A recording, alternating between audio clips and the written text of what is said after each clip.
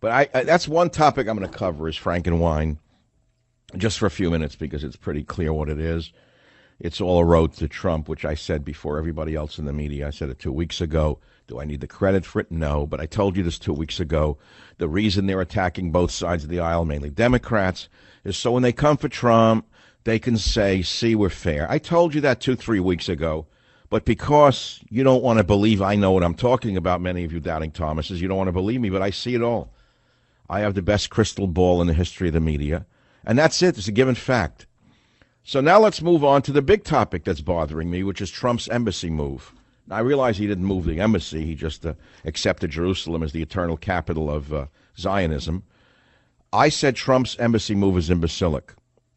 And I know that I'm a man alone on this. There's very few who agree with me.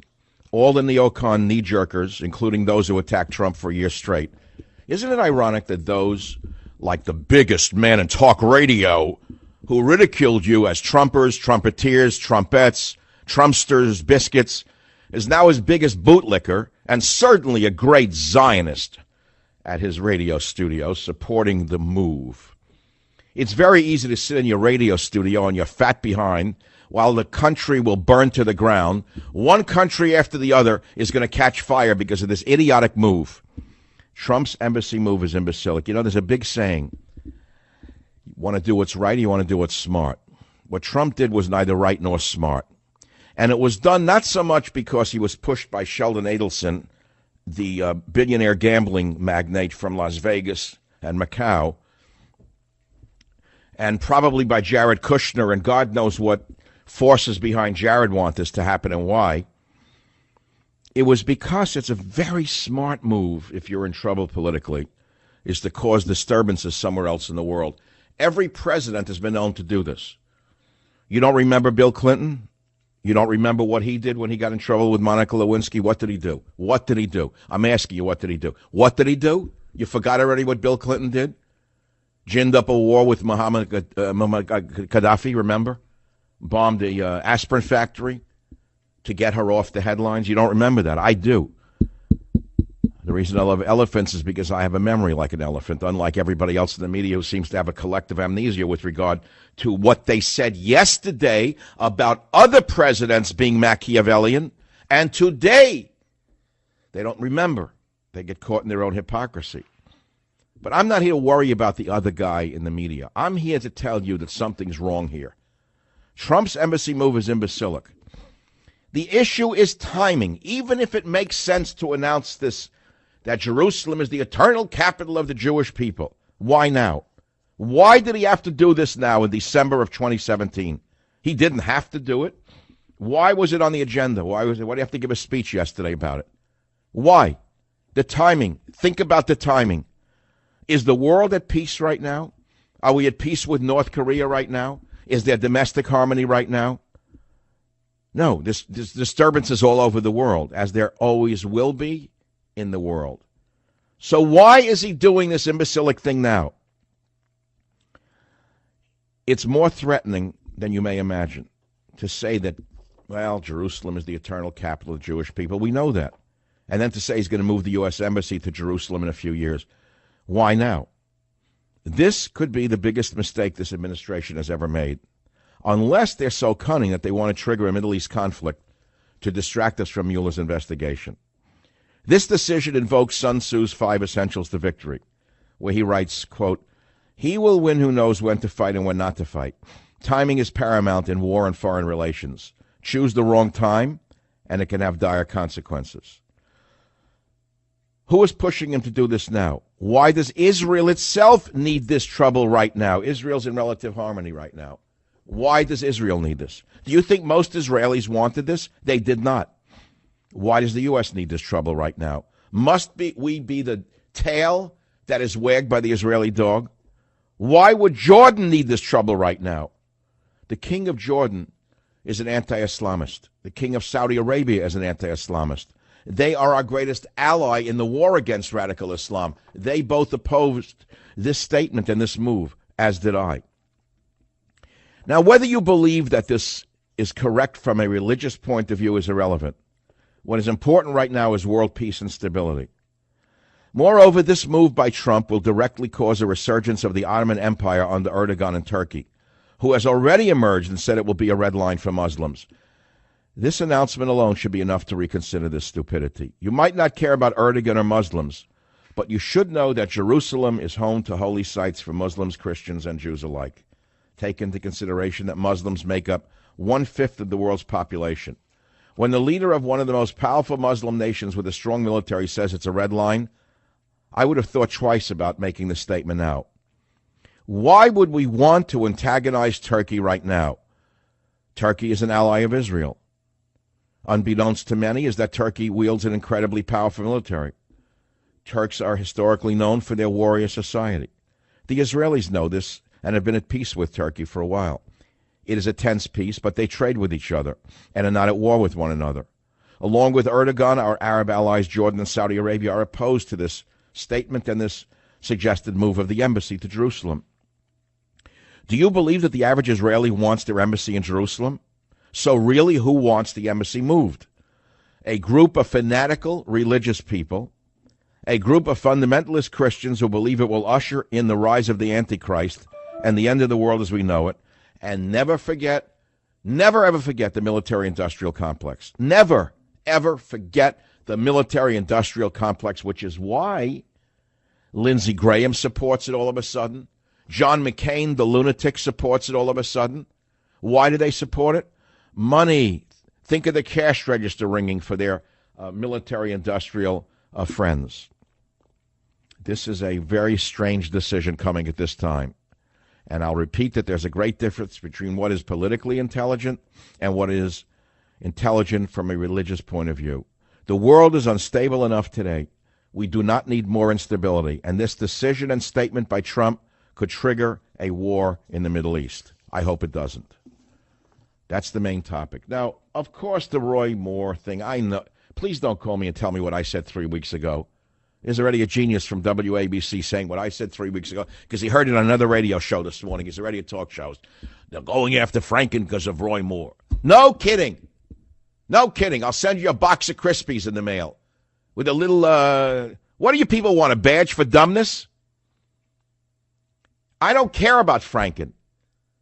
What you also don't know is they're going to replace Franken with someone far to the left of him. That's how smart you are. I love all of the talk shows celebrating. Oh, it's all the liberals going. Look at that. Oh, look at that. They're getting one liberal. They're all hypocrites. They're all hypocrites. They're all hypocrites. Yeah, wait till they start falling on the other side. They're all hypocrites. All hypocrites, them liberals. You're telling me there's no such behavior on the conservative side? Are you joking? Are you joking? You want me to start naming a few of the things that you already know and forgot, especially from those espousing the fact that it's only on the left side of the aisle that these things happen? Shall I talk about pills? You want me to start going on pills right now? I won't do it. I don't have to do it. But if you people have a collective amnesia about your side of the aisle, then you're really stupid. You know, there's a saying by a great poet. If you can keep your head when all those around you are losing theirs and blaming it on you, then you'll be a man, my son. I have not varied in my willingness to walk alone. I have not varied in my willingness to say it like it is. I have not varied in my willingness to call him as I see him. I've done this for 24 years. It would be very easy to sit here like another stooge in the media and say, yeah, Israel, yay, Trump, you're a hero, yeah, Israel, yeah. What a brave thing to do. Yeah, Israel, yeah. Rah, Israel. Rah, sis, boom, bah. So easy to do. That shows no courage. It shows no brains, and it shows no discernment. It's much harder to walk alone and say it like it is. Stupid is what it is. On what basis would you support moving the embassy to Jerusalem? Tell me why. Who would you make happy when you do that? 6 rabbis in Brooklyn? 12 Christian fanatics? Somewhere in America, and of course the military-industrial complex, which loves and feeds off war. That is why I say again, Lindsey Graham supports it. Man who hated Trump all along now, and of course a great supporter of the military-industrial complex. John McCain, an opponent, like a crazed buzzard against Trump, suddenly loves this now because supports the military-industrial complex. Why? We just moved a military base to Israel a few weeks ago. Did you know that? Oh, yeah, you forgot that already? You can't put 2 and 2 together?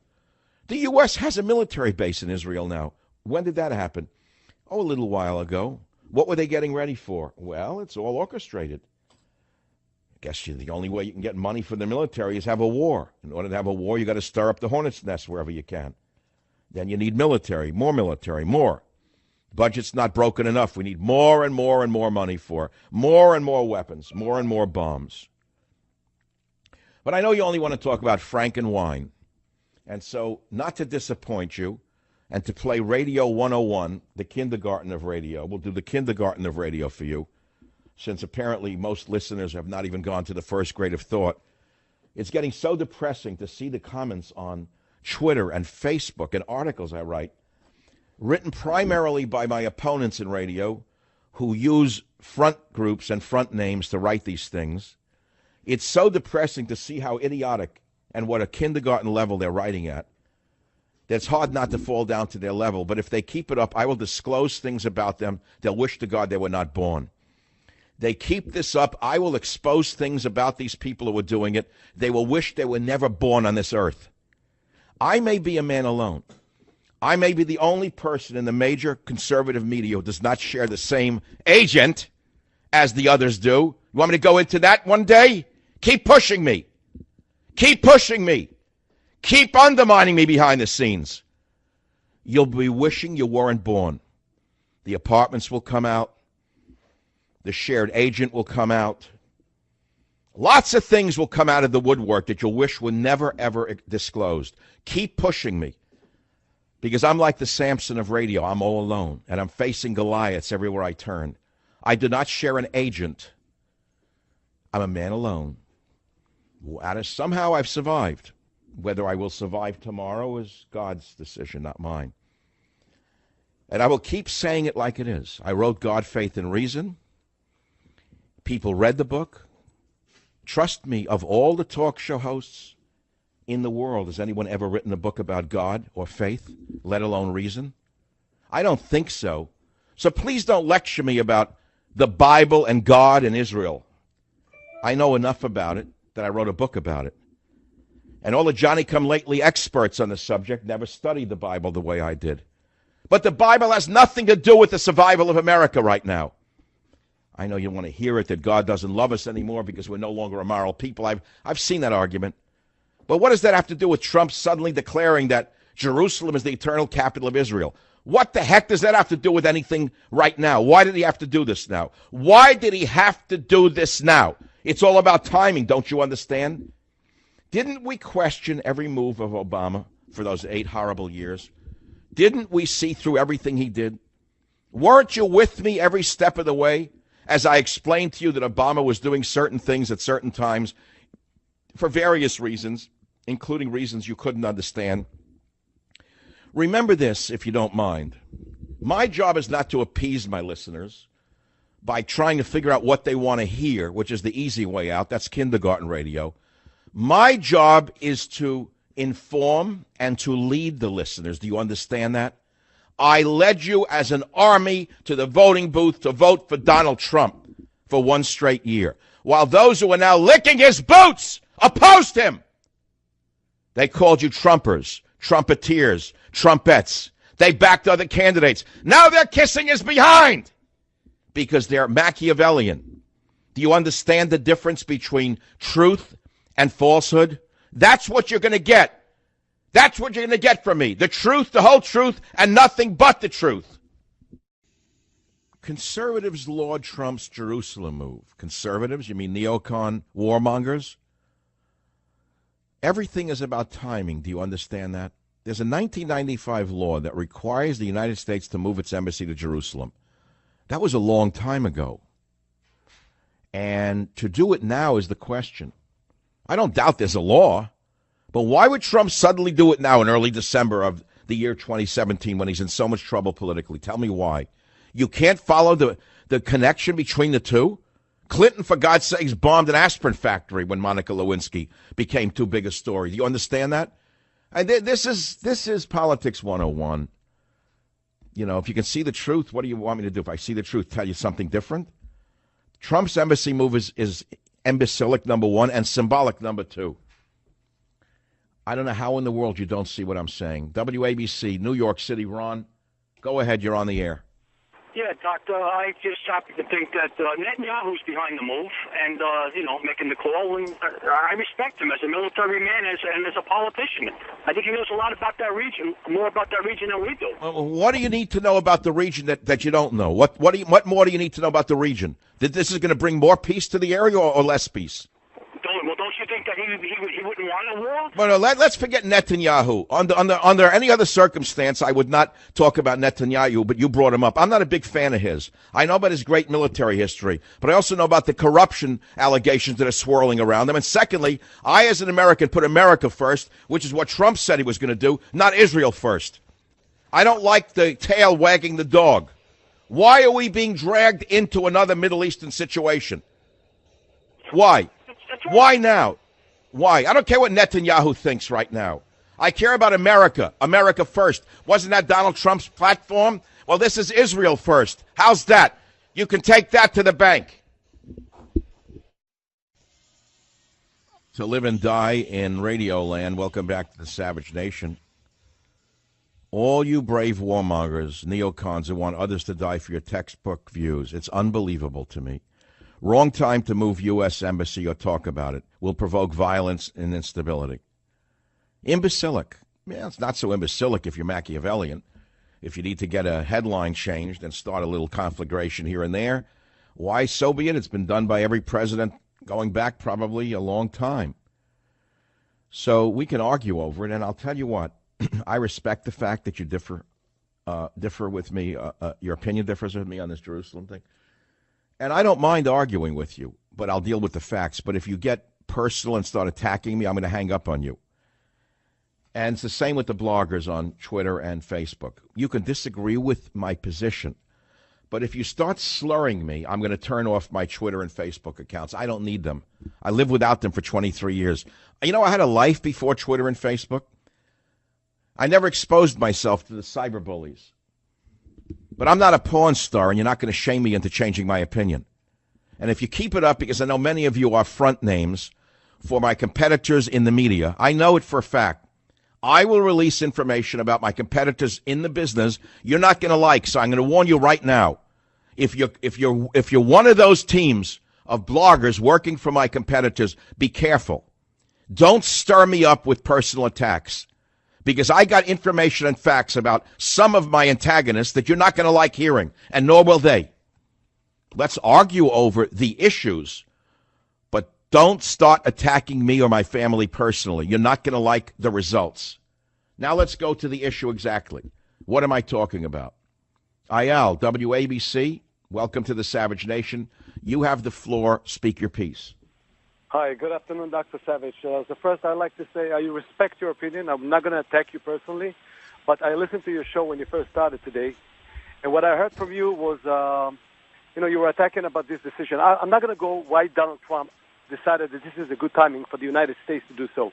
I'm speaking from an Israeli point of view. I grew up in Israel. I served the military there, and I'm going to start by telling you, peace process. That's what the Palestinians say. It's going to hurt the peace process. Could you please tell me where is the peace process? Because I'm looking for it, and I've been following it. Well, it's very interesting. It's very interesting with the peace process is that you're not in the West Bank right now with rubber bullets. I did serve there, though. Well, of course you did. But you don't want to serve there now, do you? No, I don't. And you know what? All right, so what I'm saying is if you have a relative calm, why would you disturb the calm right now? Because I'm asking you a question. You're a very smart human being. I do listen. No, I'm not that smart. I'm just a person with a strong opinion. I know some facts. I'm asking, why would Trump all of a sudden, out of the blue, make this an issue now in early December? You know that politicians are all Machiavellian, thinking about their own behinds mostly, right? Yes, but I have no idea. Well, no, let's have a discussion like two men would in a cafe in Tel Aviv. Netanyahu, is he a perfect man? No. Does he not have a lot of scandals surrounding him in Israel? Of course he does. So why would Netanyahu want this right now? Netanyahu, it's not Netanyahu. You said something at the beginning of the show that it's not both sides of Israel. It's only the fanatics who are up to that. If you look at the news today, I'm very involved in Israeli politics. This is not true. Both sides are very, very happy with that decision. Now, is that the right timing? I don't know. But you tell me as someone... Okay, so the Israelis are happy that Big Brother Big Brother in the U.S. is suddenly saying, great, go Israel. But I'm asking, is it good for the United States, and is it good for world peace? And why would the king of Jordan, who is not an enemy of Israel, and the king of Saudi Arabia, who's suddenly come around to our side, why would they call this a blunder? I'm going to answer you as far as the King of Jordan. The King of Jordan is worried, and he was always worried about anything with Palestinians, simply because Jordan is Palestine. I don't know if you know, but about 80... No, I know the whole history of the Palestinians. I know about Black September. I know more than anyone else in the American media. I know about Black September, where more Palestinians were killed by the Jordanian military than have ever been killed in all the interchanges with Israelis. Trust me, I know a little bit more than you may expect about Israel. But the fact of the matter is, the King of Jordan is a modern man. He is not an Islamist. He is facing Islamists every day. You have to agree that he is not an enemy of Israel right now. Oh, not at all. He's not an enemy, but he's afraid of the noise and the mess that the Palestinians are going to cause because of that. So that's exactly my point. Why would Trump need to stir up noise and mess right now is the issue, Eyal. Why Israel needs to pay the price for someone else's peace. What do you mean pay the price? But you're not paying the price right now. You have relative calm in Israel right now. It's not. It's not true at all. They've been stabbing and shooting people in Israel, in Jerusalem. So, in other words, more stabbing and more shooting would be better. No, it's not. But my question to you, I was asking... Oh, so what? So, in other words, you want all-out war now with the Palestinians? Would that solve the problem, as most of the baloney throwers in the radio business? They want war. Oh, we'll find out who our enemies are and who our friends are. Are they going to go enlist in the IDF and leave their microphone? Who's going to die for their beautiful views? It's your young Israelis are going to go there and die and fight. Yes, that's what you want, war. That's what you're going to have, more war. I don't know. I don't want war. When is a good time for that? Was it now? So now is a good time for war, I guess. It wasn't before. It's been from 1995. They keep on delaying it. What's a good time for? So now is a very good time for a nice little war in Israel. And so you're basically confirming my point. The whole object here was to do this now. I questioned the timing, Eyal. If you read my article carefully, I did not question the legality nor the legitimacy. I questioned the timing, Eyal. Well, let me send you God, Faith, and Reason. I don't think we're going to go away enemies or friends. I think we're not changing each other's viewpoint. But at least we had a good discussion. Let's go to George on WFNC in North Carolina, the home of the, I think the Special Forces train there, don't they? In North Carolina? I believe so. George, FNC Radio Line 4, you disagree with me? Tell me why. Good afternoon, Dr. Savage, and I listen to you quite a lot. In fact, I have a couple of your books.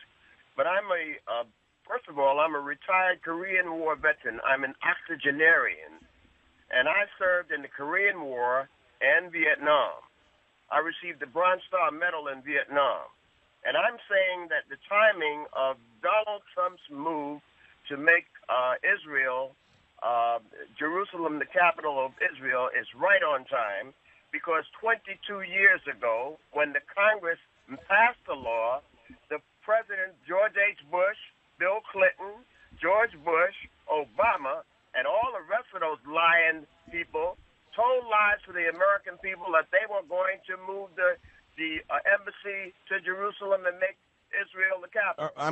I hear all of this, and we respect your war service, and we know you're a hero. I don't mean that cynically. But why the timing? Why now, George?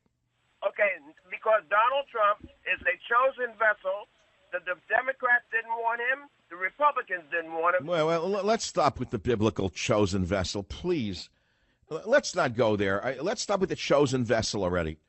I'm talking about from a political point of view. Why do this now? Point of view, the timing is correct because Donald Trump and Mike Pence are a chosen vessel. And okay, chosen vessel. We can't, you can't argue over a statement like that. I don't believe they're chosen vessels. I think they're two politicians who got lucky, period. And by the way, by popular vote, Hillary won, incidentally. So you want to get into the chosen vessel business. Are you dismissing the other side of America, which is more than 50% of the voters? They're all stupid and unchosen? Michael. No, you got to understand something. This is a divided nation. And if we're going to do what Obama did for 8 straight years, which is say the other side doesn't exist, they have no valid points on anything, this country will fall apart even worse than it has already.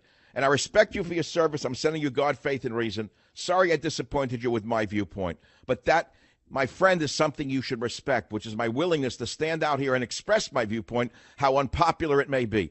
And I'm going to say it again. I marched to a different drummer. I used to love all the 60s. Oh, march to a different drummer. Yeah. Well, now when you find a guy marching to a different drummer, you crucify him. Most of you who supported me now want to crucify me for this because I'm not marching in lockstep with the Republican administration. And by the way, this is not Donald Trump. This is the Republican administration.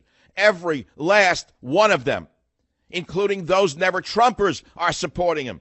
Lindsey Graham, anti-Trumper, loves the Israel thing. Madman McCain, anti-Trumper, loves the Israel thing. Have you not followed the connections between their support and their background? You have to understand that there's always something more behind things than meets the eye. And I am questioning not the legality of the issue. I'm questioning the timing of the issue. I also respect the King of Jordan enormously. I have for a long period of time. I've been amazed that this man has been able to sustain his power with his position as king while being a Western-oriented man and to maintain his Muslim identity and religion and to not cave in to the Islamists. He is the model for what the Arab nations should become. And he thinks that Trump blundered on this statement at this time. So I don't know what else to say. I've given you my position. I don't know no one agrees with me. I can see what people are saying. They all agree because they're knee-jerkers. You listen to people in the media, and it's easy to say, oh, I support Israel, right or wrong. Every conservative, oh, yeah, the litmus test has been passed. The kosher stamp goes on your head. I support Israel, right or wrong. Israel, right or wrong. Israel, no, that's not the issue. The issue is the timing. It's that simple. So why now? Well, I'm asking you again, why now? This is the one question I'm asking that I'm not getting an answer to. You're answering a different question. But before we go back to this one, I did not do what I said I would do, which is talk about Frankenwein, which is why Frankenwein is resigning now, which I know because 3 weeks ago I told you why all of a sudden they all wanted him out. They wanted Frankenwein out so they can then say when they come for Trump, you see, we took down some of our own for lesser charges than those directed at the president. It's time for him to leave. It's radio, it's politics 101, kindergarten politics. You can look right through this and see it. So let's play Frankenwein now in the clip where he is whining away in O2, Jim. I, of all people, am aware that there is some irony in the fact that I am leaving while a man who has bragged on tape about his history of sexual assault sits in the Oval Office, and a man who has repeatedly preyed on young girls campaigns for the Senate with the full support of his party. But this decision is not about me. All right, let's stop. It's about the people of Minnesota. Take a walk. There's always room for you at Saturday Night Dead. I hear they're starting a new show for you, Al, called Saturday Night Dead, and you'll be the star. Everybody's talking about superfoods. You've heard the word superfood. Well, what are those? Well, they're nutritionally dense foods that are especially beneficial to your health. I've told you that beets are one of the most powerful superfoods that you can put into your body. Why? Because they're loaded with an important nutrient that increases your blood flow, which increases your energy. But who wants to eat a pile of beets every day? Not me, but now you can get the energy benefits of beets in a powerful concentrated superfood drink, Super Beets. Only Super Beets is made from beets grown to exacting standards, then concentrated into superfood crystals. Super Beets promotes the body's own natural ability to produce healthier circulation for increased energy and stamina all day long. So listen, if you want the benefits of a powerful superfood, simply call 800-481-0504. Write it down, 800-481-0504, or go to SavageLovesBeets.com. And with your first order, you're going to get another 30-day supply of Super Beets free and indicator strips to test to see how they're working for you, and free shipping. 800-481-0504, or go to SavageLovesBeets.com. So we're talking about Frankenwein resigning and the Dems pushing him out now, and that's for two reasons. One, so they can claim the high road when they go after Trump and say, see, we took out some of our own, and you people won't take out someone who's worse than him. I said this 3 weeks ago. Now, of course, it's all over the radio like they discovered it. You want me to play the tape to prove who said it first? I don't have to. I know I did. The truth shall set you free. I know I did it first. So that's the point is, that's it. That's number one. And number two, the next reason is they want to replace Frankenwine with someone even more radical or more corrupt than him. So they got rid of the clown. He'll go back to television. They're going to create a new show called Frank Saturday Night Dead. And that'll be the end of that one. And we're also talking about the embassy. And none of you agree with me. There's not one person listening to this show around the country, around the world, who agrees with me. So what is the point? We're going to argue all day long? What Trump has done is a disaster. It's a political disaster. Ciro on WABC, do you agree or disagree with me? I disagree with you just in the fact of a couple things. I think the timing isn't bad because there's chaos going on now that we can find out who our true allies are. What do you mean? I don't understand that stupid statement. Find out who our allies are. What does that mean? True allies, I said, Mike. Mike, see, you're getting upset, and I'm getting upset at the idiocy that I'm hearing. What do you mean who our true allies are? So, in other words, by following your logic, we'd like to find out who our enemies are, and then what? What, kill them all? Well, you guys... No, why don't you just kill them all? Drop a hydrogen bomb on them. I never heard such stupidity in my life. Oh, we'll find out who our enemies are. We know who our enemies are. What should you do now? Drop a bomb on Pakistan and Iran? All you warmongering neocon idiots? Go drop an H-bomb on Pakistan. And while you're at it, drop one in Iran. All you neocon warmongers. You're crazy. Your solution to every problem is reading a comic book. You're giving me a comic book solution. We'll find out who our enemies are. We know who our enemies are. And then what? You want to stir them up so we go to war with them? Like a moron. Go stir up North Korea now. So you can drop an H-bomb on North Korea, too, while you're at it. Idiocy. I never saw anything like it, like the world's lost its head. There's no sense of balance anywhere. Everything's imbalanced. It's like imbalanced people. The nation of imbalanced people. They don't even understand what they're saying. Find out who our enemies are, who our friends are. What's a mystery? It's a mystery to you who your friends and allies are. It's not a mystery to me. And then when you find out who your enemies are, what? Kill them all? Drop an H-bomb on them or an A-bomb? Machine gun them all? Stupid. Think through what you're saying. Stop repeating like robots what you hear on radio. I believe today what is certain is that the U.S. has done a self-inflicted disqualification of being the sole arbitrator of this. And I believe there is a lethal blow to the heart of the peace process because, again, Jerusalem is the heart of it. And I believe today was a precious guest to the very extremist, the non-solutionist, the settler movement in the West Bank. It's not even to the Israelis because the majority of the Israelis, according to all polls, including recently, 85% are with a divorce, are with the two-state solution on the 67 borders, including East Jerusalem. And therefore today those who are opening champagne are the ones who want to see Armageddon. That is the Palestinian representative to the United Nations, I guess, or to the U.S., saying those responsible for Trump's decision want Armageddon. And again, I don't think many of you are hearing me.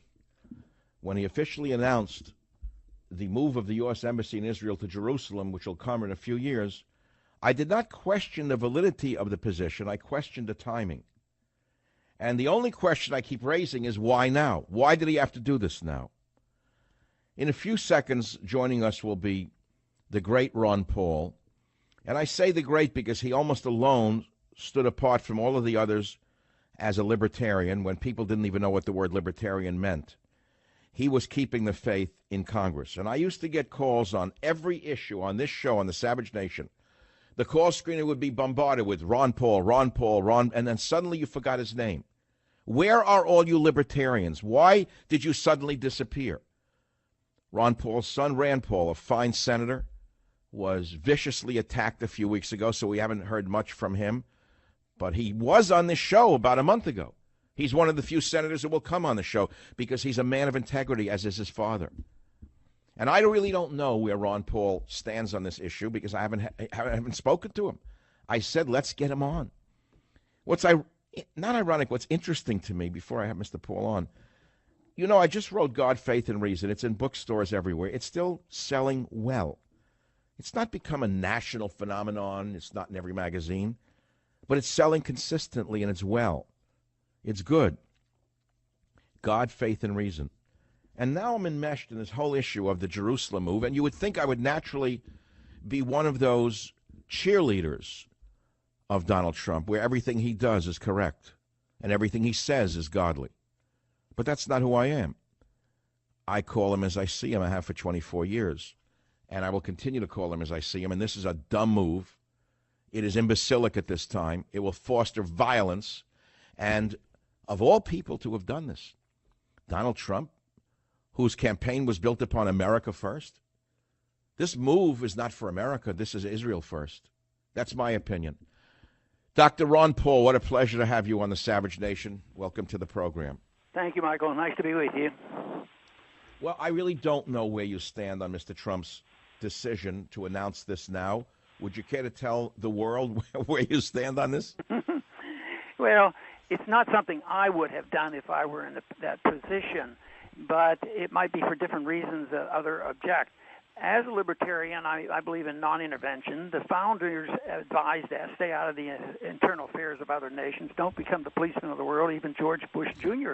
ran on a pretty good platform in the year 2000. Have a humble person, foreign policy, and this sort of thing. But I would just say that the United States shouldn't have this much power that they can wield it and sort of make the difference on where a capital is located. And I think that this particular capital, we don't go around telling people, exactly where to put their capital. Sometimes we go around and tell people who their leaders should be, but we don't tell them where the capital. But this is a different story. This is more complicated, and it really lends itself to a libertarian approach. It's not so much that the libertarian has perfect knowledge about how to solve the problem of Jerusalem. I understand that problem and debates have been going on for just a few years. So take the position that we're not legally able to do that under our Constitution, and morally we really don't have the authority that we can dictate to others. So it's very nice for me to take a position. We shouldn't be involved in this. Why go looking for trouble? Just because we give Israel a lot of money, does that mean we should get involved and know exactly what the answer should be? So I think... Well, look, Mr. Paul, Dr. Paul, I agree with you, but I'm a man alone right now. They think that because I identify as a conservative, I'm supposed to be a knee-jerk booster of everything the administration does. Again, I have to say what I said before you joined the show. Trump ran on the platform of America First. Everyone knows that. This is not an America First move. This is an Israel First move, isn't it? I think if you want to talk about American First, I think it's exactly opposite of that. If you're American First, you try to keep America out of trouble. And if you're going to spend a lot of money and send troops around the world and tell people how to run their country, that's putting them ahead of ourselves. And I think it's anti-American First. I think American First is to be minding our own business and extricating ourselves from many of these events. But I think in your opening you said something, is it necessary at this particular time, even though your position might be slightly different than mine, timing is important. And right now, this whole argument that it won't affect the deliberations for peace and it won't endanger us and this whole thing, I think there's a lot of downside to this, and already we see the ramifications. And Mattis and his other Trump's other advisors said, "Don't do it. This is bad." So he went and did it anyway. But it is on the books. It's perfectly legal. I don't consider it moral or wise, but they passed a law in 1995. The authority's there. At least they went to the Congress. The Congress said, "Yes, we should change this thing." But all the presidents up until now thought it would be unwise to go ahead and do it. Well, that's why his supporters think it's so great, because they're saying he's a man of courage and a man of his word. But that's not my point. My point is not if, but why now? And the answer, I'm afraid, is quite Machiavellian. And I don't like the timing at all. Now, the king of Jordan, a very moderate Muslim king, opposed it. The king of Saudi Arabia, who just purged his nation of those oriented toward Islamism, oppose it. Why would we not listen to people who are the kings of nations adjacent to Israel, is what I'm asking here. And Mr. Paul, Dr. Paul, we also have to ask, who pushed this now? Trump didn't do this on his own. So who are the motivators? Well, we don't know. We understand, for example, by what we read, and we don't know how much of it is true, that Sheldon Adelson, the billionaire gambling magnate from Las Vegas, is one of the prime movers of this. Now, I have no idea why he would want this done. I can't even understand what interest it is of his. And then, of course, there's arguments that Jared Kushner, the ambassador to the universe, was behind it, and we know how wise he is and what his background and experience in diplomatic relations is. And so, therefore, maybe the wise men know something I don't know. Politically, what bothers me is the fact that it's bipartisan, strongly bipartisan. The leadership of both parties do agree on issues like this, even though they fume over the budget. On the big issues, whether it's the Federal Reserve, whether it's foreign policy, or an issue like this, they're very much in agreement. But, you know, I saw one poll that showed that although leadership in the Republican, especially the Democrat Party, they both agree with this, that when they did a grassroots campaign, I think they said that somebody reported, whether it's true or not, 81% of grassroots Democrats don't think it's a very good idea to do this. So, yeah, but what percent of Republicans support this? Probably 90%. Pardon me? Probably 90% of Republican voters support Donald Trump on this. Oh, boy. Well, I don't know what it is, but I don't care. I think it's wrong. In other words, my job is not to go along with what people think I'm supposed to say, but to say what I think is correct, Dr. Paul. You are a surgeon. Am I correct by training? I'm an OB surgeon, gynecologist. And the reason I ask is quite simple. When you were in that surgical theater, when you were in that operating room, when you had to make a split decision, you based it upon your observations of the patient on the table, not upon a textbook. Isn't that correct? That is absolutely the case, and you do that from day one of becoming a physician. If you want to be a decent physician, that whether it's an examining room or talking on the telephone or anything, all your decisions have to be based on the same principle. Well, I'm a man of science, and I'm looking at this very objectively, not emotionally, although I sound emotional at times. I'm quite objective when it comes to these things, and I believe this is one of the greatest blunders of the presidency so far. And I can summarize it in one simple statement, which I'll say again, and then we'll move on to North Korea, if you don't mind, which is this is not an America first decision. This is an Israel first decision. And that says it all for me, because Donald Trump ran on an America first platform, somewhat of a semi-isolationist. Now all of a sudden we wake up, and he's almost like a classic George Bush-type Republican, meddling in foreign affairs in places we don't even have to be. Yeah, and look at the suffering that has occurred since 9/11, all the wars we've been involved in, how many liberties have we sacrificed in this country, what the financial situation has become. A lot of changes have occurred, and for a libertarian, it's not complicated. We ought to just defend the principles of liberty. We ought to defend the Constitution, which doesn't give us authority to do almost everything the Congress does. You know, the printing of money and the earning up of the deficits and listening to the military-industrial complex, the medical-industrial complex, the whole works is so contrary to a government that we were given that was supposed to be designed to protect liberty. And that's probably way down on the list of most people. Dr. Paul, I'm listening and I'm enjoying. You're like music to my ears. On Monday on this program, I talked about what is a fiscal conservative. I had to remind the audience that once mattered. Then I said, what do you mean printing money is suddenly conservative?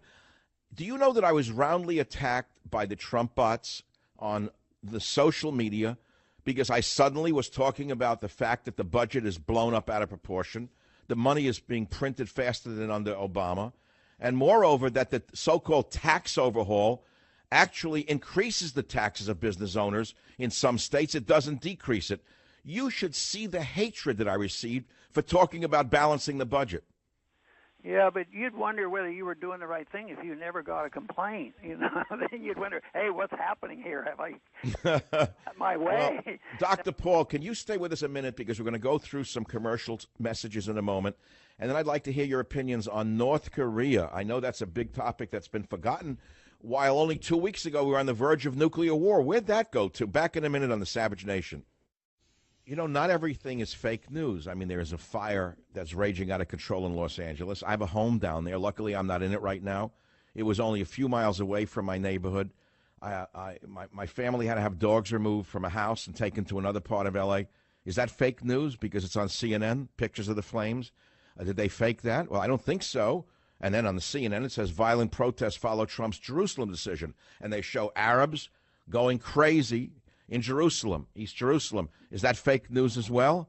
I mean, wake up to reality. There is reality, and there are consequences to decisions by presidents of the United States. And Trump's decision put the Middle East on knife's edge. It absolutely was a blunder. I don't care if you tell me he promised he would do it. He promised a lot of things. He said he'd build a wall. Did he build a wall?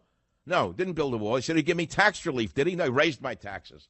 So don't tell me everything that he says he's supposed to follow through on. Let him build a wall better than worry about Israel. I'd rather see a wall built with the Mexican border than worry about moving the embassy to Jerusalem, which has no bearing whatsoever on an American's life. None. He ran as an America First candidate, not an Israel First candidate. We're speaking with the great Congressman, Dr. Ron Paul. Dr. Paul, welcome back to the Savage Nation. What do you think about the North Korea situation? How did it go from hot to cold? On the what? The North Korea. How did we go? We were on the brink of nuclear war 2 weeks ago. Now we don't hear about it. Well, maybe the first story wasn't legitimate. You know, I think it was hype. I think it was built up. They didn't show the picture of what Korea looks like at nighttime because there are no lights on. They can't even turn lights on. They can't feed their people, and they're a third world nation. And those missiles going off are less than what they're said to be. That last one, which was supposed to be the super missile that would reach us, really exploded in midair as it came down and couldn't re-enter the atmosphere. So it is hype. I think we get lied into wars all the time. But Korea has been on my mind for a long time. It started when I was in high school when one of my teachers was drafted after having been in World War II, and he was sent to Korea, and we never saw him again. He was killed over there. And then as time went on, I started to understand it was a war that we didn't even declare. It wasn't a legitimate war. It was designed by the United Nations, which annoyed me a lot. And then when I was drafted during the Cold War, during the Vietnam War, that was a total disaster. We lost that completely. And we went home, we came home, and then what happened? We ended up doing better with Vietnam. We trade with them, talk with them, travel with them. A tremendous improvement. But we stayed in Korea, spending trillions of dollars, and where are we? Back where I was in high school, fighting, still fighting and looking for another fight. And it seems like we just won't allow them to, talk to the South Koreans. The South Koreans are anxious to talk to the North Koreans, but we inhibit this. So once again, the answer to this is get out. And I've taken that position. I never voted for a nickel to keep the troops in Korea. We just need to come home. We would be better off and we wouldn't be over there antagonizing people and looking for a war with either China or North Korea or whoever. It's just unnecessary. Great floor speech. Do you miss the Congress? Do you miss being in Congress, Dr. Paul? No, not really, because I do have chances to. I went to Congress by almost accident. I spoke out in the 70s due to the monetary system, what was going on, and I never really thought I'd go to Washington. I stayed a little while, then I went back home and did more medicine. Then I went back, but I was there always to do exactly what I'm doing right now, trying to talk about the issues, because I never expected anybody to listen or pay attention to anything I did. I was and delighted that a few people did listen, and the presidential campaign seemed to be worthwhile. So I have to say to you, I'm sorry, we have 30 seconds left, but first of all, look, our prayers and blessings go out to your son, who was so viciously attacked by his neighbor. We don't know. I hope he's better and gets better. And I would like to offer you a copy of my current book, God, Faith, and Reason. I would love to send that to you. And I really appreciate your opinions both on the Jerusalem issue and the North Korea issue. I think you understand the pressures we are under here with regard to time on the radio. And I want to say thank you very much. I hope you'll come back to join us on the Savage Nation. Dr. Ron Paul. We are back on the Savage Nation. It's 34 minutes after the hour across the world. World reacts to Trump's recognition of Jerusalem as Israeli capital. We've been talking about that. We are talking about, other things. I spoke with ex-congressman and Dr. Ron Paul. What's interesting to me is that he expressed a purely libertarian viewpoint on the Middle East, which matches my own. It's amazing to me how far we have become removed in radio from Ron Paul's viewpoint. There was a time that Ron Paul's libertarian views were quite popular in talk radio. Do you know that? But with the new climate in the political world, you never hear the libertarian viewpoint anymore. People don't even self-identify with the word libertarian anymore. I used to get calls all the time. Hi, I'm not a conservative. I'm a libertarian. I'd listen to them. I haven't had a call like that in a year, more than a year. No more. I never hear libertarian. I used to get loads of calls on that issue. So I love the interview with Mr. Paul. I never spoke with him before, and I felt as though I were the friendly guy I knew. I just felt like I liked him and I knew him. Reminds me of a couple of doctors, and actually one particular doctor I was very friendly with for many years. And just a purely rational, intelligent mind. Gone with the wind, out of politics. So that's where we are today. Okay, what do you want to talk about? We can move on. There are other topics, I guess. I'm not that interested in anything else.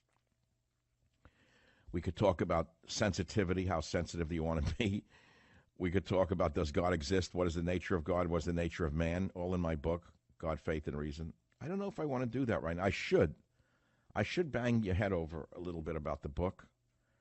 And I won't, but I'm going to read you the opening line just to show you that it's not a proselytizing manuscript. Here's what I wrote. If you think I'm just a preacher, you're wrong.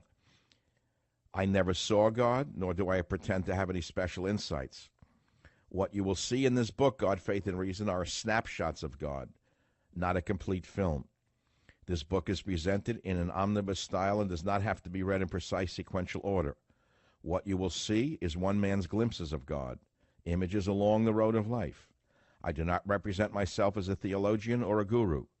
There are no cheap thrills here for the spiritually bankrupt masses.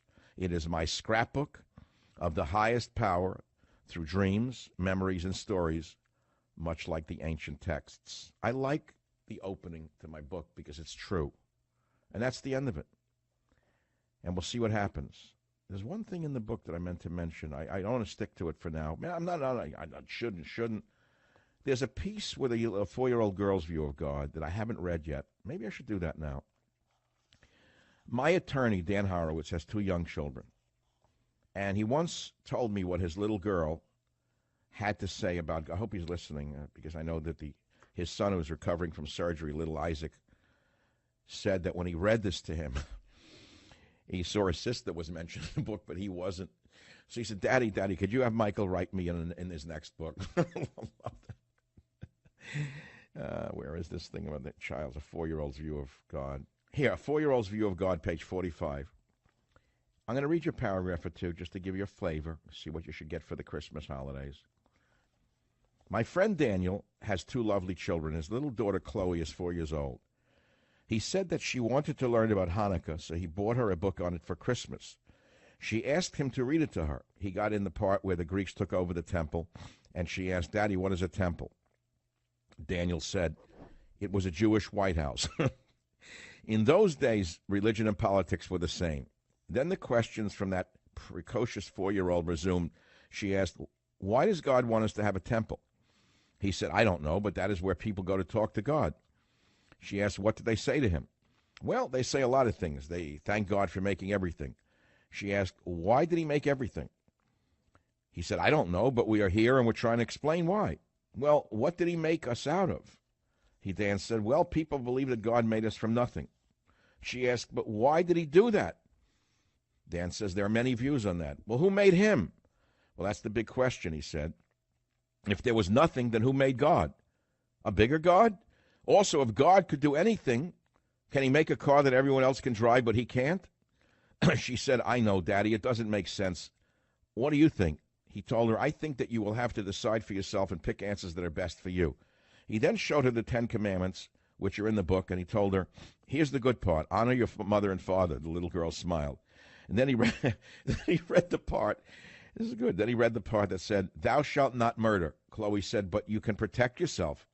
He said, yes, just not murder someone. Murder is killing without defending someone. Murder is killing without defending someone, she asked. But people are doing that already. She then asked, how do we know that God really gave us the 10 Commandments? How do we know this? He said, it's what people believe based upon what is in the book. Dan then tried to put Judaism together with his wife Val's Episcopalian background, and he said, the 10 Commandments is a part of both of our religions. It is God's instructions to the Jews. The child then asked, but what about Jesus, Daddy? Was he God? Dan said, the Jews see him as a Jew. He followed Jewish law, and he was really, really smart. If he was God as a person or a Jew who was really smart and kind, it doesn't matter. Both are good. But, Dad, why would God be a person? What does God really look like? Dan said, I think God can be a boy or girl or anything God wants. Well, how was he born if he was God? Dan said he was born as a Jew, that is for sure. The Christians believe that wise people knew of his birth, and he was very special right from the beginning. So we both agree that he was special, but the Christians believe he was special because he was God on earth. Chloe then asked, oh, it's almost over. Chloe then asked, but why would God want people to see a baby born? How did they know to come to see him? Daniel said, I don't know. That's what they believe, that somehow they knew. Chloe said, that doesn't make sense to me. Why would God want people to visit a baby? I want to see this in a book. Did anybody write about this? Dan says, oh, no, I write this. Then you could see where this is going. The fact of the matter is that children are more rational than adults in many ways, and they want strictly rational answers to questions for which there are no answers. That's what makes them so insightful. This is the essence of faith. Faith is the ability of a human being to believe in something for which there is no proof. Fundamentally, that's the whole point of this book. To believe in God, you must have faith. There is no proof that God exists. And if that's not worth your reading, I don't know what is, because I gave you everything I could possibly give you about God, in God, faith, and reason. I'm just one man alone, not claiming any special insights or special wisdom. Just a lot of tsuris and a lot of searching, a lot of dreaming, and a lot of hoping. Where are we in time? It is 41 minutes after the hour. I've lost my train of thought because I went into another train of thought, which is the eternal train of thought, which takes me away from the temporal train of thought. But I know you only want to have the temporal train of thought, so let's go back to some temporal strains of thought. And I'm not going to do this again with the move of the embassy. I gave you my position. I wrote about it on michaelsavage.com. Already the war, that machine is stirring it up already. L.A. is burning. Beverly Hills of hell. $30 million houses have gone up in smoke. 82 square miles on fire. This is only a few months after the fires in Napa and Sonoma. You have to ask yourself what the heck is going on with these fires. Where are they coming from? Are they man-caused? Are these homeless people encampments in the woods? Or is it terrorism, or is it pure chance? We don't know. But you're not going to read about that. You're only going to read about the fires because they're dramatically horrible. Phone number is 855-400-7282. That's the phone number. We can talk about any of the topics I raised or any topic that you wish to talk about. Let's go to Kathy on WABC in New York. Kathy, let's bring us back down to the politics of the day. What's on your mind? Oh, Dr. Savage, thank you. And I could not stop thinking about this. God saves, and for no reason whatsoever, in terms of what Trump is doing now. I just think it's...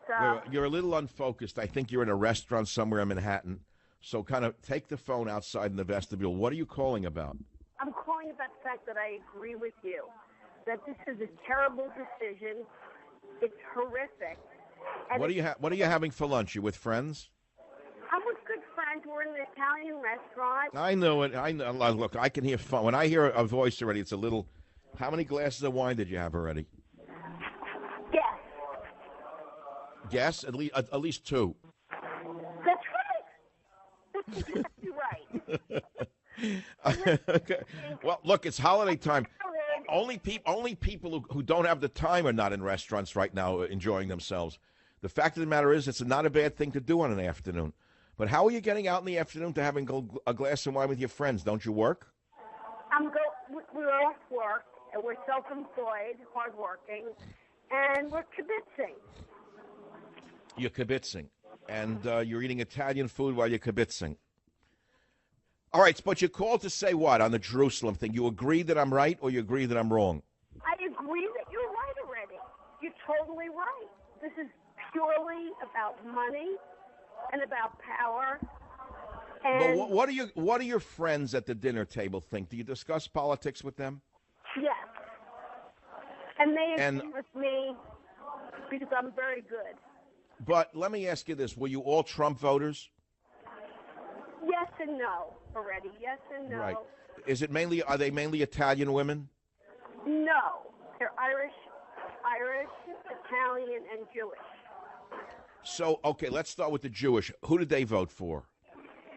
They voted for Trump. Okay. And who did the Irish women vote for? Trump, but they would never admit it. So wait, so who voted against Trump? Who voted against Trump? Yeah. Was it your Italian friends? We broke it down now. The Jewish voted for Trump. The Irish voted for Trump. So who voted against him? But this is at my table. Nobody. Oh. Yeah, all right. Look, go back to your vino because we're not making any sense right now. You're having a better time than I am. But I appreciate the sentiment. Thanks for calling from somewhere in the ethers of New York City. Enjoy your lunch. You know, I took the day off yesterday. I had a little bit of a dental thing, no biggie. But I had the whole day to myself. It was an expansive, beautiful time to be alone and think. And I meditated on where I'm at with regard to my career, where I am with regard to people not understanding where I'm coming from. Not for the first time in my career, perhaps not the last, but I cannot believe the hatred that I have encountered on Twitter and Facebook. It is the home of cyberbullying. Luckily, I'm very strong, and I dismiss these idiots, and I know a lot of it is written by people hired by my competitors in the media under various web names. And I understand that there's a lot of jealousy and evil in the world. But nevertheless, I've never encountered such hatred in my entire career than I have now in simply saying it is idiotic for Trump to have done this at this time. Are you people not even able to listen to an alternate viewpoint? When I say to you it's about the timing and it's questionable as to why he chose to do this Jerusalem speech now? Back in a minute on the Savage Nation. Happy holidays from the IRS. You're next. The IRS collection agencies, they know that companies give out bonuses this time of year. You think they're stupid? And they're coming after yours. Look, it's your choice. Explain to your family that the IRS garnished your wages and seized your bank accounts. Go ahead. Or take your holidays back, because that's what happens when you call the #1 tax resolution firm, Optima Tax Relief. Optima knows that behind every tax problem are good, decent people, people with families, homes, savings, and paychecks that need protection. They need it now. No one knows the IRS ins and outs better than Optima, which explains how they've resolved over $500 million in tax debt for their clients and why they are A+ rated with the Better Business Bureau. Taking your and your family's holidays back, it's simple. It starts the minute you call Optima Tax Relief. Write the number down. You may need it. 800-731-2474. 800-731-2474. Write it down again. 800-731-2474. Richard on WABC, what's on your mind? Go ahead, please. Hey, Dr. Savage, how are you? Dr. Savage. I don't answer how I am because we Hear don't me, know sir. each other. My health has nothing to do with the question. What's on your mind? All right, so when we talk... All right, thanks for the call. It's like a clock. I have an egg timer in my head. He made one fatal error by asking me how I am. A rule of my show is never ask me how I am. This is not a personal phone call. You do not know me, number one. Number two, my grandmother, who was from Russia, when someone would ask her how you are, she'd say, how should I be? Because she was leery of everyone asking, what's your business, how I am? What do you mean, how I am? I know it's a colloquialism, I know it. But I don't engage in it because it makes for very boring radio. Sorry, my friend. But it would have been nice to hear from you. Baruch on line 8. Fire away. You got a minute to go. Go ahead. Yes. First of all, Ron Paul was very dishonest by saying that the libertarian view is that Israel should be in Tel Aviv, the capital, because the libertarian view is that whoever holds the reins of power in a country, you don't get involved. That's what it is. That's the status quo. And the ones who hold the reins are the Israelis. And if they say it's in Jerusalem, it's in Jerusalem. Oh, wait, that's all well and good. Then what are we sticking our noses into Jerusalem for? We shouldn't. What are we sticking our nose in and rejecting what they claim to be the embassy? Who are we to tell them what... Wait a minute, sir. We're not telling them anything. But why did Trump choose to reaffirm the Israeli point of view with regard to Jerusalem now? That's the issue. Actually, it was a brilliant move that he didn't know, because he was backed in a corner with all this Mueller stuff. No one's perfect. Of course, there's... Oh, so you're agreeing with me that it's a distraction from the Mueller investigation. It's not a distraction. So it's in other words, it's a wag the dog scenario along the lines of Bill Clinton with Monica Lewinsky attacking Gaddafi. So you're confirming what I said. So in other words, he's actually using Israel for his own political advantage. Thank you for confirming that. I appreciate it. God, faith, and reason awaits you in the stores. If you want wisdom, go buy it.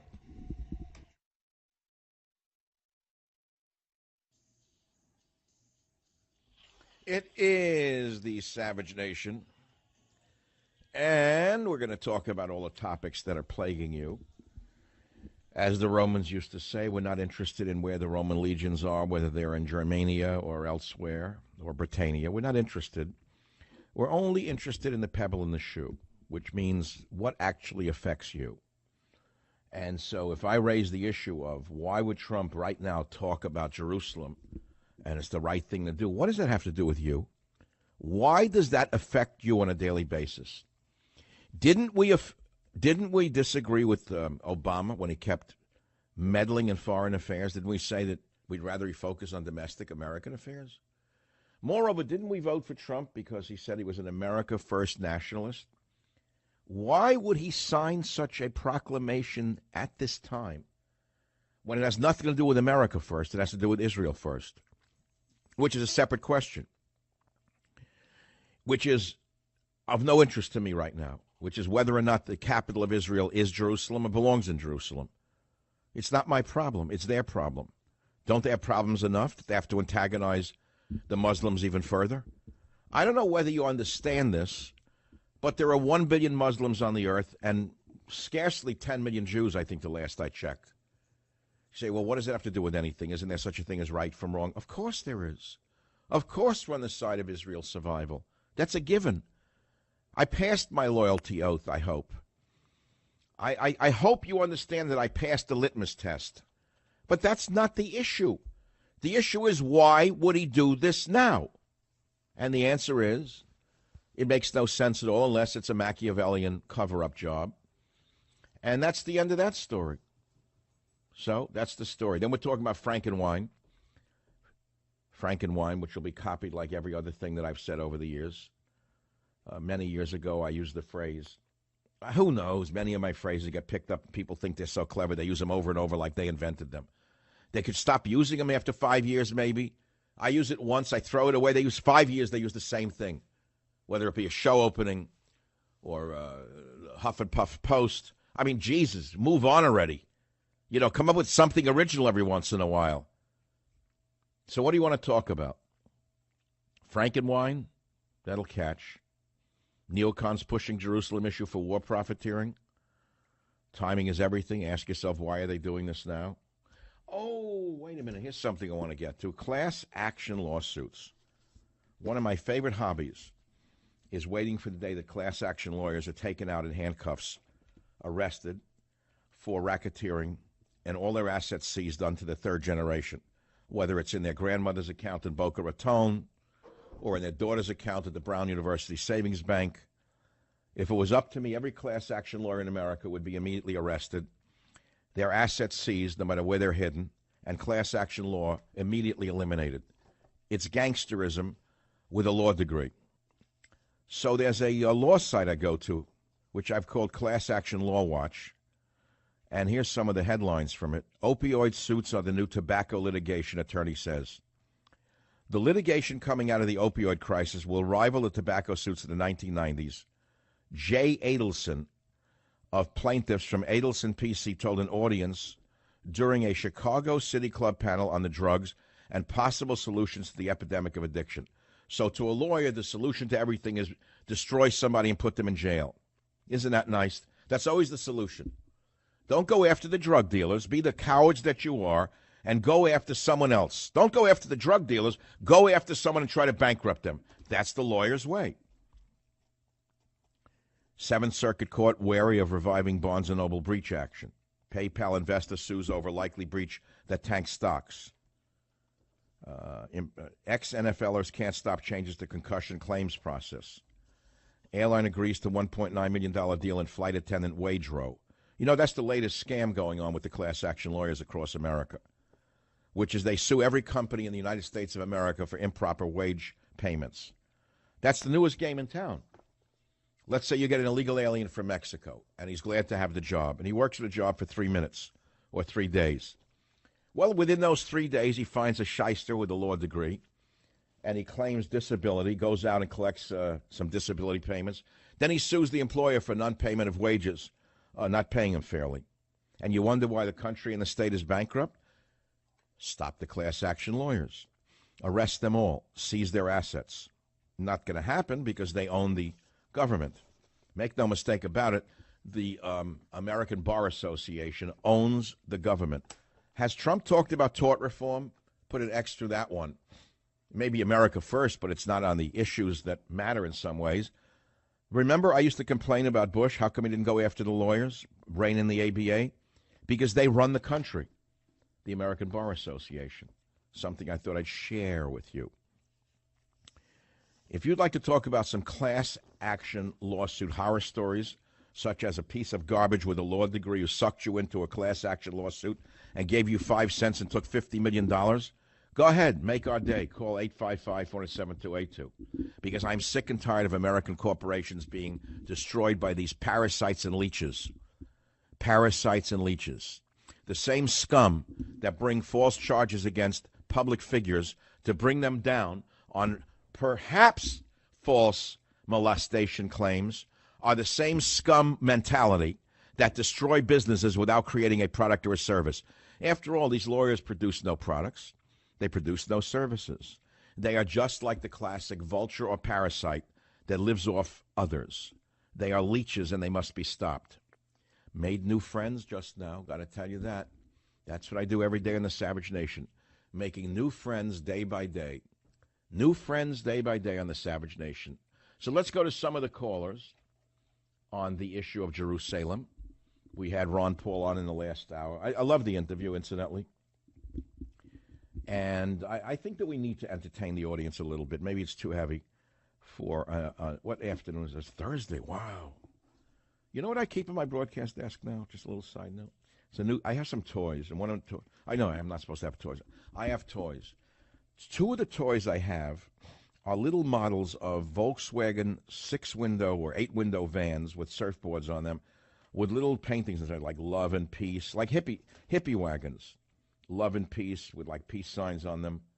The old VWs from the 60s. I have two of them on my desk. You know why?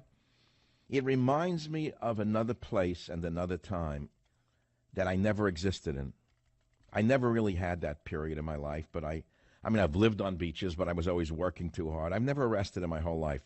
I'm not complaining. I'm not Frankenwein. But I dream of a time and a place where I, too, can kick back, get into a Volkswagen van with a surfboard on the roof, and just hang out. It hasn't happened yet. Maybe it will one day. And so here we are dealing with the world's problems. Let's go to the caller. Samantha on KSFO line 4. Go ahead, please. Hey, I just wanted to let you know that I agree with you. This is not the time to be moving the embassy, if at all. Now, are you a person who normally disagrees with me? No, actually I don't. I find myself shocked that I agree with you a lot. That's a loaded statement. Why shocked? Well, because I used to consider myself pretty lefty liberal until I started listening to you. Oh, God. Look, I'm not going to apologize, but I've changed another person's life. That's terrible. So you lost all your friends? No, not at all. I mean, I'm born and raised in the Bay Area. It's kind of hard not to lean left. Yeah, but it's sort of group thinking. Aren't they tired of thinking alike and sounding alike and not disagreeing with each other? Doesn't that get tiring? It does. I think people are shocked to know that I do listen to you. I try to tell my family friends that listen to the Fox News and the crazy heads over there to listen to you because you're, way much more intelligent. Well, that's appreciated, of course. I wouldn't say way more intelligent. They have to do their job in the way they are told to do it and what they can say and what they cannot say. Some of them are very intelligent, but they're limited in where they can go. I have the ability of free thinking and free thought, so that's the difference, I think, in this regard. But I guess you want a copy of my book, so you have to tell me the title, and then you'll get one. What's it called? I bought it. I was an early buyer. I bought it on Amazon. Oh, my God, I'm embarrassed. I take that back. That is really embarrassing, what I just said. It's embarrassing for me. I'm tired right now. Just like a wave of fatigue hit me. Do you know that, Samantha? It's like hour 3. Hour 3. I could fake it like all the others in the media, make believe. We have so much material we can hardly keep up with it. Why my stack is so high, I doubt very much. No, I don't want to do that. I'm a little tired right now. I got hit with a wave. So I made a mistake in saying that you probably want a book. But I'm going to send you one anyway to give to one of your Libby relatives. Would they take it? So I pre-ordered it. I have an idea. Why don't you take the free copy of God, Faith, and Reason and take my picture off it and put a picture of Obama on the top of it. Paste the picture of Obama. Run an experiment. What if you took God, Faith, and Reason and superimposed a picture of Obama's face on it and took my name off it and put Obama's on it? I bet they would love the book. And then if they read it, they would think it was very smart and very wise. Yeah, it probably. All right, thanks for calling, Clint. Get her name. Clint's in today. Clint looks like a Viking. He got a new haircut. It was fun. My whole show is virtual. I'm here in San Francisco. The show is produced out of Dallas, Texas. And I never meet the guy. I never met them in person. And since I'm a germaphobe, this is perfect. It's amazing. I can't even accidentally touch one of their cups or use the microphone that they touched. This is a perfect profession for a germophobic individual. But today Clint is filling in, and he's on the phone, and he's a big Viking-looking guy on the calls. Clint, watch out. You're going to get a lot of dates if I keep this up. He tells me during the breaks what people are saying. He's got to deal with it today. Normally Jim does that. Jim's on the control board right now. He's saying they're calling like crazy on this Jerusalem thing. You can't believe what they're saying, which is God determined it and this and that. And, oh, God, he has to put up with that. Clint, are you a religious guy yourself? Are you a fundamentalist Christian? Yes? I think he is. I think he's from, yes, he's saying, are you giving me the middle finger or saying yes? I couldn't tell. He looks like one of the characters in Vikings. No, he's a good guy. And because I was watching the show Vikings again last night, he reminds me of one of the characters. He should think of getting an acting job in that show. How did Norway go from the Vikings to the Schmeikings in just a few generations? How they go from the Vikings to the Lemmings, where they let their women be raped, mauled, and they do nothing about it? How did the Scandinavian nations collapse? What happened there? Where's the Viking blood?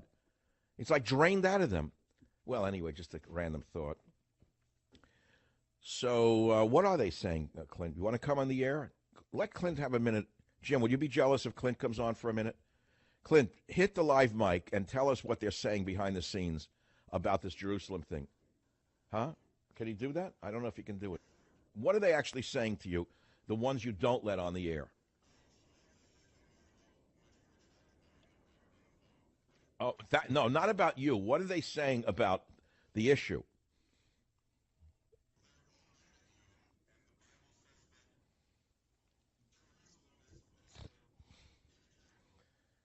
All right, well, fine. I'm glad the Bible says it. But the question is, why does America have to stick their nose into the Bible right now? Why this time? Why now? Why at this time?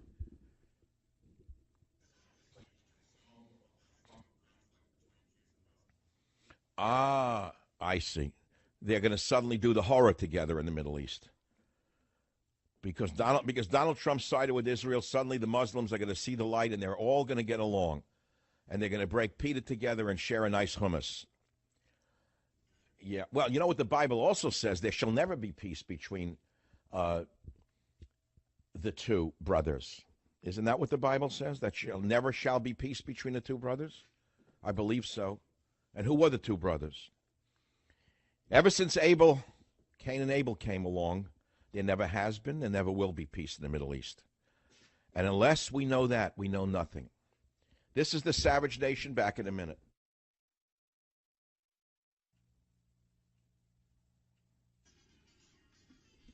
Oh, you caught me by surprise. Okay. Now play me up. Put my voice up a little bit. Savage is a man alone, but has survived. If you can keep your head when all those around you are losing theirs and blaming it on you, then you will be a man, my son. I actually read poetry and use it my whole life to keep me going, so it'll keep me going through all of this disaster of mass hysteria.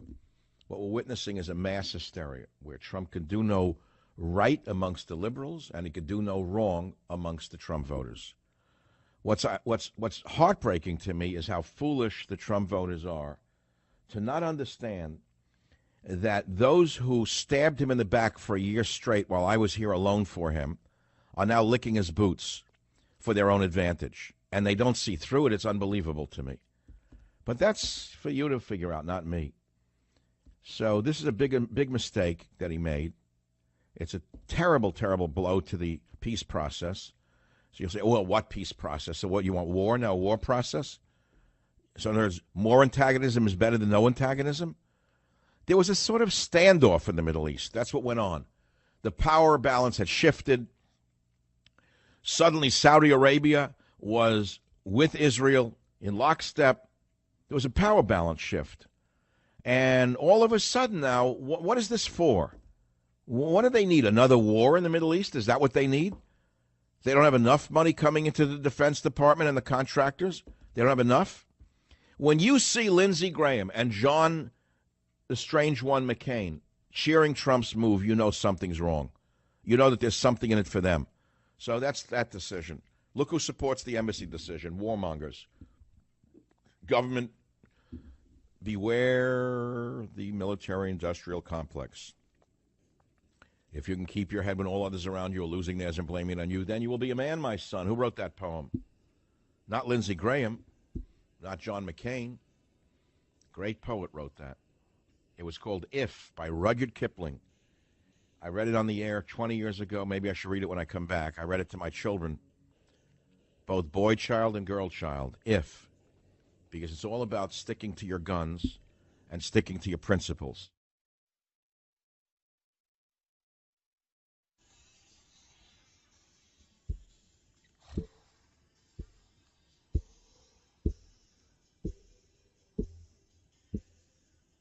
Great song. Welcome to the Savage Nation. I know there's so many thoughts going through my mind at once. Let me start with the most mundane. Many of you saw me on Twitter, on Periscope, with my hat, The Savage Nation. For years, you've asked me to provide them. I don't really sell anything on my site. Okay, so we're going to sell them to you, and they're available for order now, for pre-order on michaelsavage.com. I'm going to caution you, though. They're going to take 8 weeks to get to you, maybe 8 weeks, maybe more. So you're not getting it for Christmas. But I'm going to caution you about another thing. I'm only making 1,000 of them.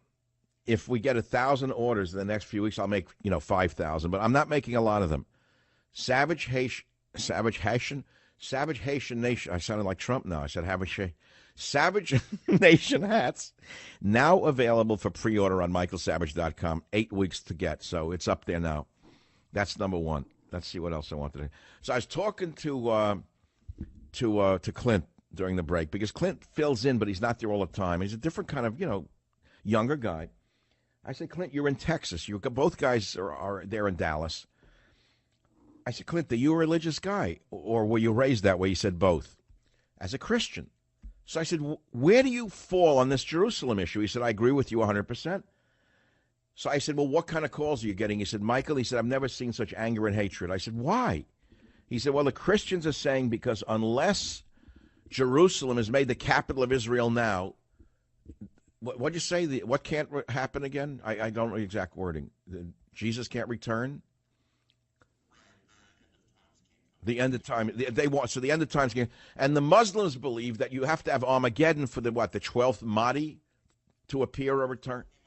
The 12th Imam Mahdi. So in other words, that's great. So then if that did happen, and there was Armageddon, and Jesus returned and the Mahdi returned, and they'd be fight over something else. So then they would argue over something. I mean, it's crazy. I don't understand this thinking. I'm a pure rationalist at a certain point, as spiritual as I can be, and as mystical as I can get sometime, or quite meshuggah, as we say in my foreign language. I can also be so rational that it's frightening. My mind is like a magnifying glass sometimes, and I see right through this embassy move. It has nothing to do with religion. It has everything to do with Machiavellian politics, period, end of story. But if you want to buy it, take it hook, line, and sinker, go ahead, make my day. That's all. That's what talk radio is about, which is discussing ideas. I don't mind you disagreeing with me at all, but I don't like the hatred that I'm seeing on Twitter and Facebook. I'm talking about pure, unadulterated hatred. Never saw anything like it, and it's coming mainly from other talk show hosts who hire legions of front men under different names in order to file these things. And I want to caution them. I know who you are. I know who is doing it. I know who the front people are. If it does not stop, things will be released that you will not be very happy with, about houses, about apartments, about medications, about drug use.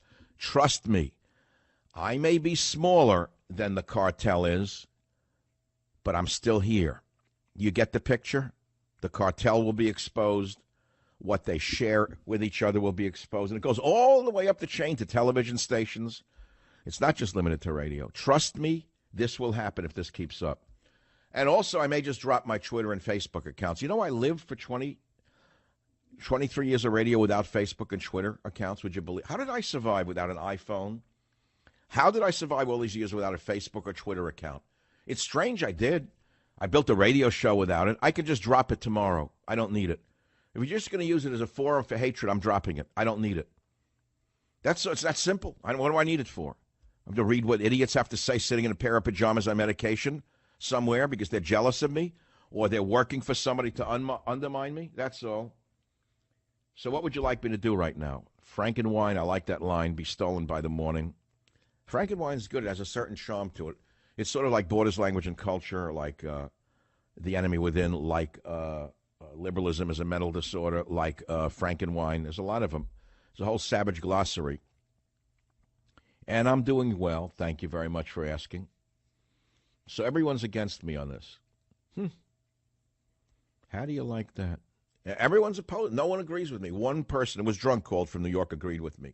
Her and her girlfriends agreed with me. An ex-liberal local woman agreed with me. Other than that, it's such hatred. I've never seen anything like it. It's enough to make strong men change their mind and leave, just disappear. I'm not going to leave, though. People start attacking me, I dig in, and I fight back. So that's both a statement and a warning. If this keeps up, the hatred keeps up, believe me, I know where the dirt is. I know where the skeletons lie. I know where the prescription books are. I know where the bank accounts are. I know where the front companies are, if you get the drift. The all-powerful hammer. The all-powerful hammer should be very careful because people who live in glass houses should, of all people who live in glass houses, those who use a hammer should not throw stones. That's all I could say. And the bigger they are, the harder they fall. Could you play Jimmy Cliff? The bigger they are, the harder they fall. This is dedicated to all of my jealous competitors in the media. And this goes out to you from Jimmy Cliff from years ago. And I want to remind you of something else. I'm not a civil servant. I'm a servant of civility. But if you attack me, I reserve the right to fight back. And if you use front men to write garbage about me, well, watch out, because what goes around comes around. This was a great song in its day, by the way. Remember Jimmy Cliff? Where is he today? He's running a tire shop in Queens, I hear. No, I think he's still in Jamaica, isn't he? That was a great song in its day. I played this for hours sometimes. What happened? The song faded out. I didn't ask for a fade out. I'm looking to fill in. Everyone sing along. Sing along. Song goes out to all of my competitors in the media. Listen to every word, folks. You may be riding high today. Wait until tomorrow. Keep it up. Keep it up. All of you in the cartel, keep it up.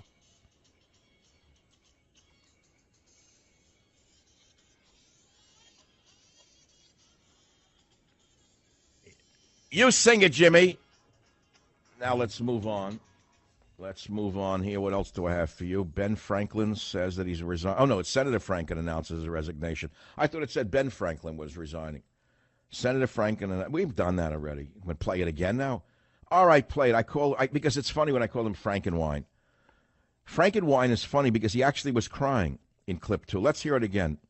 I, of all people, am aware that there is some irony in the fact that I am leaving while a man who has bragged on tape about his history of sexual assault sits in the Oval Office, and a man who has repeatedly preyed on young girls campaigns for the Senate with the full support of his party. But this decision is not about me. All right, it's thanks. about the people. All right, take a walk. I hear that they're creating a new television show for him called Saturday Night Dead, and he's going to be the star of it along with a few other people nobody ever watches anymore. He has no job now. He's done. What could Senator Frankenwein do after this? I suppose he could go on the lecture circuit. All of the old ladies on Prozac who love liberalism, except when it comes to their pocketbook. Maybe Barbara Streisand could hire him as a personal assistant. That's a job for him. Wait a minute. Barbara Streisand, if you're listening to the show or you get the message, you can hire Senator Franken right now for pennies on the dollar. And I know you're a girl who likes a bargain. Think of what you could hire him for. I bet you could hire him for like 60, 70 grand a year. He could get you your lunch. He can take your dog for grooming. He could turn your air conditioners on in the summer and your heat on in the winter. I mean, Franken would probably like a job like that. So there it is. I mean, he can take a job with her. Harvey Weinstein is available, I understand, at a fairly reasonable rate right now. You could hire probably Weinstein and Frankenwein. Frankenwein, that's interesting. We could combine the names, Frank and Weinstein. It's like a combo deal. But wait till it comes around to the other side. We'll see how much they're crowing on the other side of the aisle. You know, it's so stupid to listen to this. Well, it's all the liberals. They're such phonies. They're such hypocrites. Why, they're the ones who are being pulled in right now. Yeah, right. Right. It never happened to anyone on the other side. You're all pure as the driven snow. You're all so clean. All of the pseudo mock conservatives, they're all so clean. Though no conservatives have ever done this. Are you people that stupid that you believe people buy that lie? What a crock of garbage. See, I'm a lucky guy because I'm a independent. I have been from the beginning. Luckily, I never tied myself to a party because I never voted Republican in my life. Never. I never identified. I never registered as a Republican. I never liked Republicans. I never go to a party where there was a Republican. In fact, if I found myself with Republicans, I usually left right away because I didn't like men in check pants. And it's the old Groucho Marx joke. Anyone would have me as a member of their club, I wouldn't want to join. You know, that old joke. I don't fit in with that type. They always struck me as wrong. But the fact of the matter is, just because I backed Trump because he was a nationalist does not mean, and hear me very clearly, that I must support everything he says and does like a slavish worshiper, because I'm not slavish and I'm not a worshiper. And the way I built my reputation over the years is by being an independent voice, by calling him as I see him. I've said that from 1994 on. So if I said to you, which I did, when he launched those missiles, do you remember last Easter what he did? Because apparently his daughter got upset over the pictures of the children in Syria. Someone showed her the fake pictures, and they said that Assad had gassed his own people. It was crazy. But because she got upset, we woke up one day and he launched missiles at Syrian Syrian hangars in the middle of Syria. I went ballistic on the show. Stupid, wrong, mistake. You remember that or not? That abrupt, crazy move of firing missiles and blowing up Syrian Air Force hangars when those planes were being used to destroy the positions of ISIS murderers? It made no sense. And I said so. I didn't check my book to see what was correct to say. I didn't check to see what the listeners wanted to hear. I didn't do a poll, a push-pull poll, to see what I thought you wanted to hear. Remember what I'm here for. I'm a voice of independence. My job is to say it like I see it. Otherwise, what's the point of listening to me?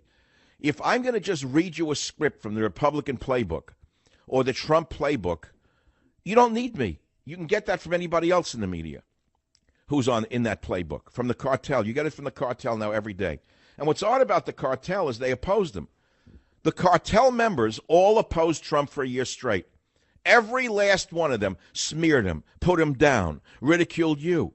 Now they're the biggest bootlickers. I don't know how this happened. I don't know what they're angling for. I have no idea what they want out of this. They saw which way the wind blows. They put their finger up in the air. I don't know. I can't speak for the next man, nor do I hope to speak for the next man. But my job is to say it like I see it and let you respond in your own way. So if you disagree with me, do so with intelligence, please. You don't have to make it, slutty and filthy like it's going. Like you see the garbage on the internet. What lowlifes. They put up stuff you cannot believe. They won't take on the argument. Instead, they attack you personally or your family. And I take that very personally. And since I know who's doing it, because we've done an investigation of the front names in some cases, we know where they're coming from. They think they're very clever. They think that if you have, some protection in the form of the cartel, you can get away with anything. But the bigger they are, the harder they fall. And sometimes cartels even fall. And they fall fast and they fall hard. Just like you never expected Franken to fall, the cartel probably feels it will not fall. Trust me, they keep playing this game, things will be released that may not be in the interest of the cartel. I know many of you are saying, what is he talking about? Who's the cartel? Let's leave that in the air for right now. You'll figure it out one day. And when you do, you'll say, oh, my God. You're going to have an oh, my God moment when you find out what I mean by the cartel. Because I am not talking about illicit drugs. I am talking about something else. It's a cartel in the media that is unified and linked together with one agent that represents all of them, and they have all lined up to destroy me. If you think I'm making it up, you'll be very soon pleased to find out I have the proof that I'm right. So, who's going to replace Representative John Conyers? Well, his son, of course. And we don't know who his son is. We don't know where he is. We don't know what his background is. But that's the way it works, I guess, in that district. Who's going to replace Senator Frankenwein? Who will they dig up in that state? Frankenwein will be replaced by someone else, even less qualified than he is. Someone even further to the left than he is. Someone even wackier than he is. So if you think it's good news, you're mistaken, because you're not seeing the long game here. The long game is Democrats are getting rid of people that were probably, in some ways, too moderate for the party, the way it's become, incidentally. I mean, you got to understand, they're getting rid of dead wood from their point of view. They've moved so far to the left on the Democrat side that pushing Conyers out, pushing Frankenwein out, is part of a bigger strategy to replace them with some people to the left of them. That's my estimation of what's going to happen. We'll have to see if that happens. Let's see what else is in the news. California professor, Nancy Pelosi gets roasted for lying and tweet about concealed carry bill. That's a good bill where if you're qualified to carry in one state and you have a CCW, you can take that to another state without getting arrested. That's a great deal. That's a very big deal for those of us who understand what this means. Here's an odd story. I don't get this. Porn star kills herself after being bullied for refusing to shoot with man who does gay scenes. I don't even understand that news. I can't follow it. I don't know why she killed herself to begin with. And what's the bullying and okay, let's forget that story. It's a story, just who knows what. All right, KSFO, Ken, line one, what's on your mind? Fire away, 30 seconds or less. Dr. Savage, you are exactly right. It is the wrong timing, and because you have taught me to use my mind, I have figured it out. It's the taxes.